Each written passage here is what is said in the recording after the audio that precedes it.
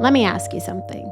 Have you ever felt like you're doing everything you're supposed to be doing with your money? You are working hard, you're paying bills, maybe even saving a little bit, but you still don't feel solid? Like something feels off, but you can't quite put your finger on it? If that's you, you are not behind.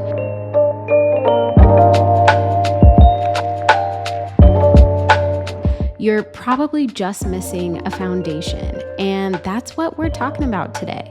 Because after over a decade of coaching women with their money, I've learned this truth.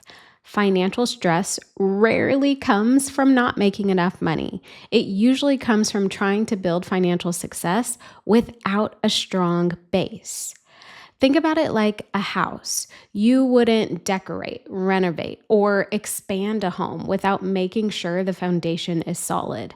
Yet, that's exactly what so many of us do with our money. So, today, I'm walking you through 5 financial foundations every woman needs to master. Not to overwhelm you, not to make you feel like you're doing it wrong, but to help you finally feel grounded and confident and in control. And as you listen to today's episode, I want you to notice which foundation feels strong and which one might need a little support right now. So, foundation number 1 is budgeting. You probably are not surprised that this is here, but here we are. So, I want to start with the one that gets the most side eye, and it's budgeting. But I need you to know budgeting is not punishment, it is not deprivation, and it's definitely not about telling yourself no all the time. Budgeting doesn't mean you can't enjoy your life. It doesn't mean you have to be a frugal introvert. And it also doesn't mean that you have to be perfect with your money. At its core, a budget is simply a tool, it is simply a plan for your money. It answers 3 specific and necessary questions: what's coming in, what's going out, and what's left over that can be allocated to your goals and the things you love. When women tell me that they don't like budgeting, I feel like what they really mean is, I don't like feeling restricted. And that's where the problem is. Let me tell you, I don't like feeling restricted either, but a budget is not what restricts you. People are making budgeting mean something that it doesn't. Remember, a budget is not restriction. In fact, it's clarity. And guess what clarity creates? Freedom. When you know your numbers, you stop guessing. You stop feeling guilty. You stop being surprised by your bank account. And you start making decisions from intention instead of emotion. That looks like a lot less impulse and a lot more confidence. But I'll be honest, budgeting was the turning point in my own money journey. Not because it was perfect, because trust me, it wasn't, but because it gave me awareness. And I really believe awareness changes everything. I talk a lot about my story with budgeting and how even City Girl Savings came to be in episode 1, Big City Spender to City Girl Saver. I'll link to it in the show notes if you want to listen to that. But I will leave you with this. If budgeting feels overwhelming to you, that's usually a sign it hasn't been simplified for your life yet. Not that you're bad with money. Okay, foundation number 2, saving. So, saving money isn't just about emergencies. It's not just about future you. It's about options. It's about peace in the present. It's about knowing that if life shifts, whether you want or welcome that shift or not, you have room to breathe financially. You can shift your focus to everything else because the finances, at least, are figured out. For me, saving became deeply personal way before it became strategic. When I was still working my corporate job, I was running City Girl Savings at the same time. And I did not one day wake up and impulsively quit my job. I actually planned and saved and did both for nearly 6.5 years. And what gave me the confidence to actually leave the job was not blind faith. It was preparation. I had saved about 15 months worth of living expenses before I left. And honestly, I wouldn't have felt comfortable if I had anything less than that. Now, I want to be very clear here. That did not happen overnight, and I'm not sharing that number as a benchmark. Me personally, I tend to run a bit more conservative, especially when it comes to finances. My situation always has a lot of moving parts, so that extra just made me feel better. And that's why I'm sharing that with you. Saving 15 months worth of expenses made me feel confident. Doesn't mean that 15 months is the number that's going to make you feel confident. The point is to have that number, to know what that number is and work towards it. Saving that much gave me peace. It gave me clarity. It allowed me to make a decision from confidence instead of panic or impulse. I was not quitting to escape. Actually, I really enjoyed that job. I just knew that it wasn't what I was meant to be doing. It was not my purpose. I quit because I was choosing alignment and I had built a cushion that really helped support that. And honestly, that is the power of saving. And that's why it is such a crucial foundation for any woman. Savings isn't just dollars in an account, right? It's permission, it's stability, it's self trust. Even a small emergency fund changes how you show up in your life. It changes how you handle stress, how you make decisions. Because when you know that you can take care of yourself, everything else feels a little less scary. And I think that feeling of knowing you've got you is so important for women. So that's why saving is foundation number two. Moving on to foundation number three, debt management. Debt is one of the heaviest emotional weights women can carry, and not even just women, men too. But I want to say this clearly. Debt is not a moral failure. Do not tie your value as a person, as a human, as a woman to your debt. It is not a moral failure. Debt is a tool, really. Often it's a tool that's used without guidance. It's one that's often offered without guidance. Me personally, I got my first credit card when I was 18 on my own because I thought it was smart to have one. I wasn't wrong. I just didn't know how to manage it. And obviously, that likely led to lots and lots of debt, which it did for my situation. So, if you are currently managing debt, and let me just be clear, most of us are, whether it's credit cards, student loans, mortgages, car loans, the goal is not perfection, okay? The goal is being intentional about that debt. Make sure you understand what you owe, including interest rates, who you owe the money to, and whatever strategy you're using to manage or pay down your debt. Make sure you know those things. When you know that information, you move from avoidance to empowerment. We don't have to be depressed about it because we're doing something about it. Progress and consistency, not speed and amount, is what builds momentum when managing and paying off your debt. And once your debt feels manageable instead of shameful, your entire nervous system relaxes. When I got serious about paying off my own debt, I felt a lot of shame, not because I didn't understand the numbers, but because of what I made that debt mean about me.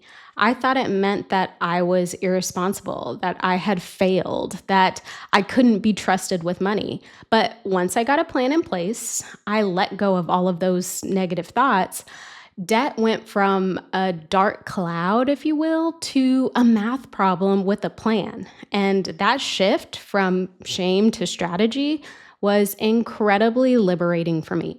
So when you take ownership of your debt without judgment, I might add, you reclaim your confidence. And clarity is always so much better than avoidance. Okay, foundation number 4, credit. Credit is not something to fear. It's something to make sure that you understand and leverage responsibly.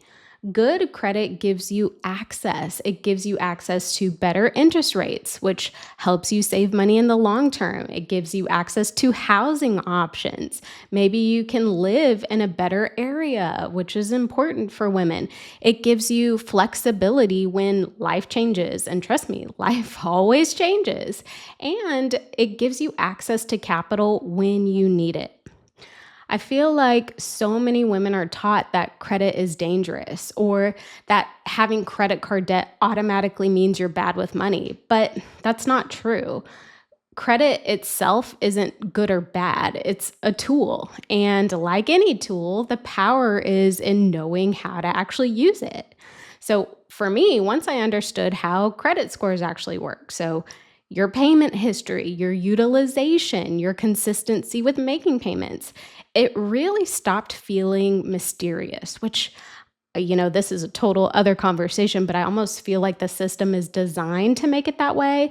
But anywho, once I understood those things, credit became something that I could manage intentionally instead of something that was happening to me and maybe making me feel like I was moving behind.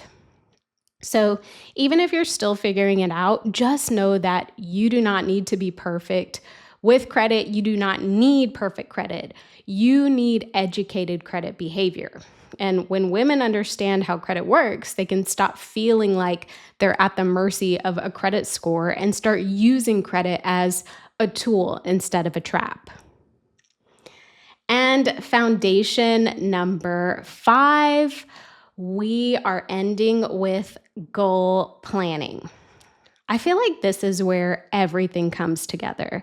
Without goals, money management feels pointless.